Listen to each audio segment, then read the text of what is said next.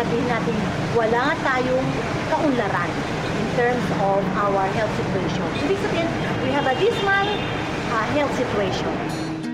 Lapit mga kaibigan at makinig kayo. Ako'y may dala-dalang balita galing sa bayan ko. Nais kong ipamahagi ang mga kwento at mga pangyayaring nagaganap sa lupang pinangako. Duol mga kaigsunan, nung paminaw kamo, doon ako'y dala ng mga balita gikan sa banwa ko. Gusto ko nga ipahibalo ang mga istorya nga nagakahitabo sa banwang bisan nato.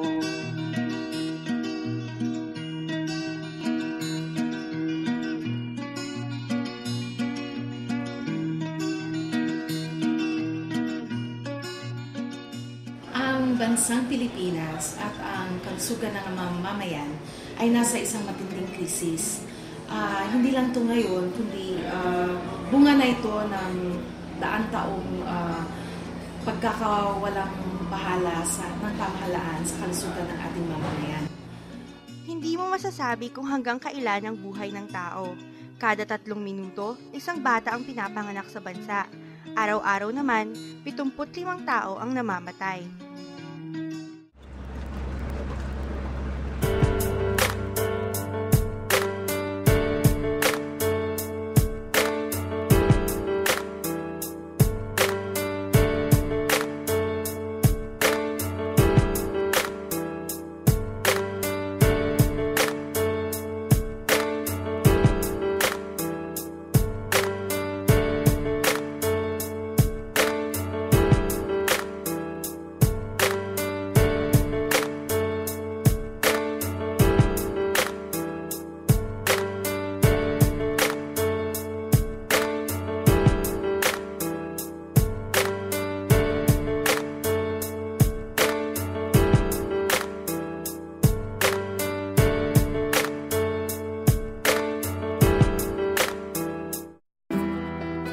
Ang Negros ay ika-4 na pinakamalaking isla sa Pilipinas. Ito ay tinuturing na sugar capital ng bansa. Ngunit sa kabila ng mataas na antas ng agrikultura, isa ang Negros sa may pinakamalubhang kalagayan pagdating sa kalusugan. Dito sa Barangay Banuague, Gihulngan, Negros Oriental, nasaksihan namin ang iba't ibang dahilan kung bakit hindi nakakakuha ng sapat na serbisyong pangkalusugan ang mga residente. Isa si Aling Merly sa mga residente ng Barangay Banuague. Magdadalawang taon nang may sakit sa tuhod si Aling Merly. Ito ay dahilan upang mahirapan siyang makalakad. Ang una, pa-check up og doktor. Ang sa doktor nga may tubig ang akong tuhod. Ingon ang doktor nga habuaan gyud og tubig aron dili mo samot ang tubig.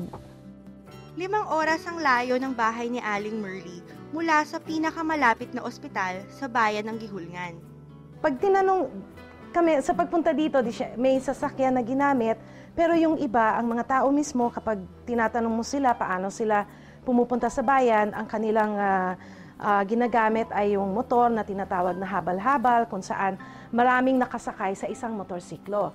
At mahal din ang pamasahe. So makikita mo na yung mga tao ay bihira lang talagang makapunta sa syudad.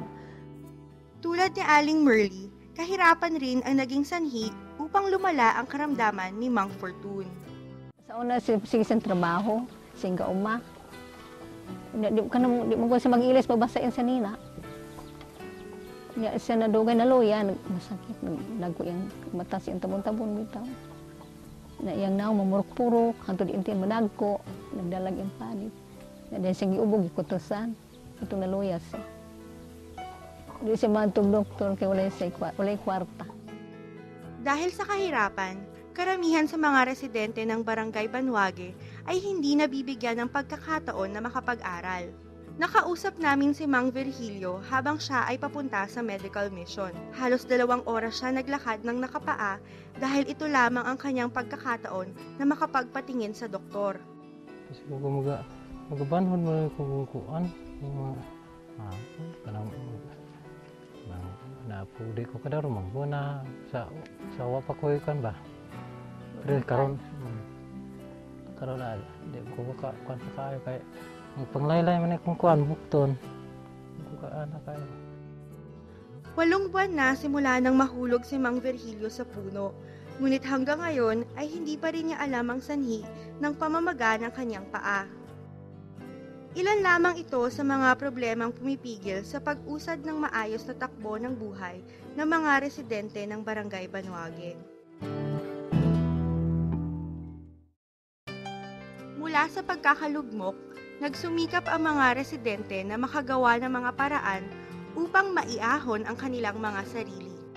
The people are given a chance also to really take care of themselves, no? It is our objective really to let them be empowered in terms of taking care of their own health problems. Nabigyang pansin ito ng mga Pransiskano kung kaya't nabuo ang Mountain Clinic noong 1972. Sa klinikang ito, hindi ang mga karaniwang doktor at nurse ang makikita dahil ang mga residente ng Barangay Banuague mismo ang nagsisilbi rito. Isa si Ate Nilda sa mga aktibong residente na walang sawang nagsisilbi sa Mountain Clinic.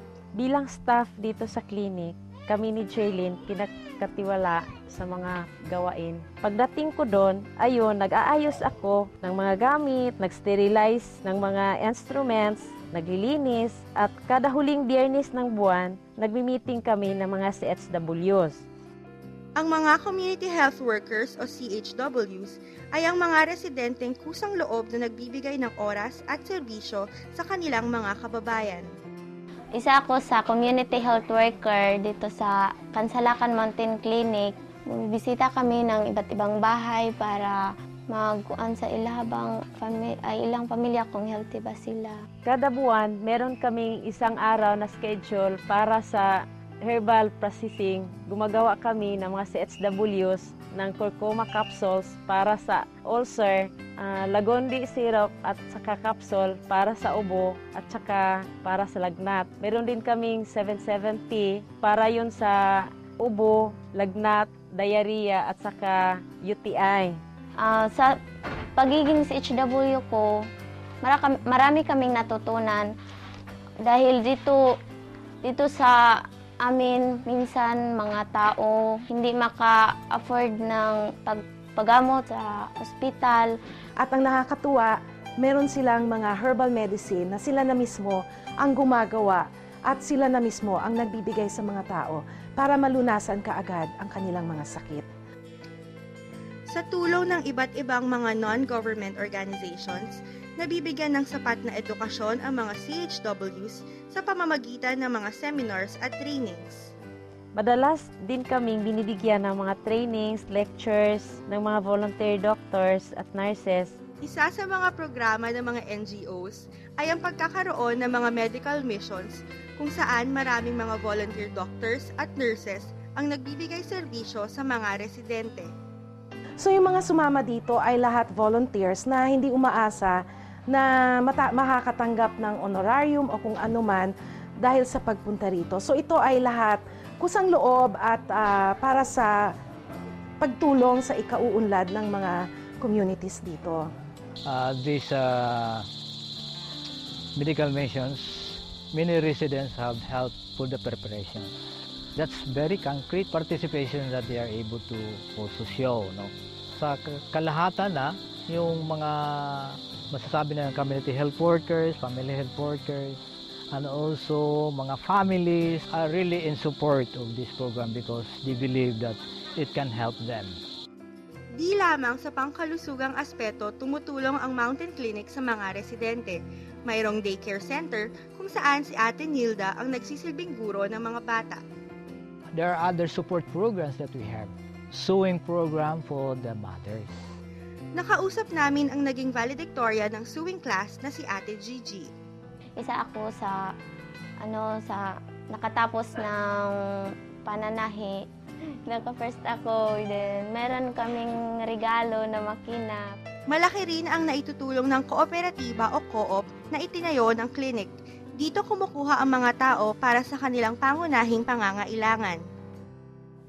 Niya matupugos ko maninda puli mo yung paninda. Kabilang din sa mga pangunahing programa ng klinik ang corn meal na nagpapadali ng paggiling ng mais. Ang mais ang kadalasang kinakain ng mga residente pamalit sa kanin.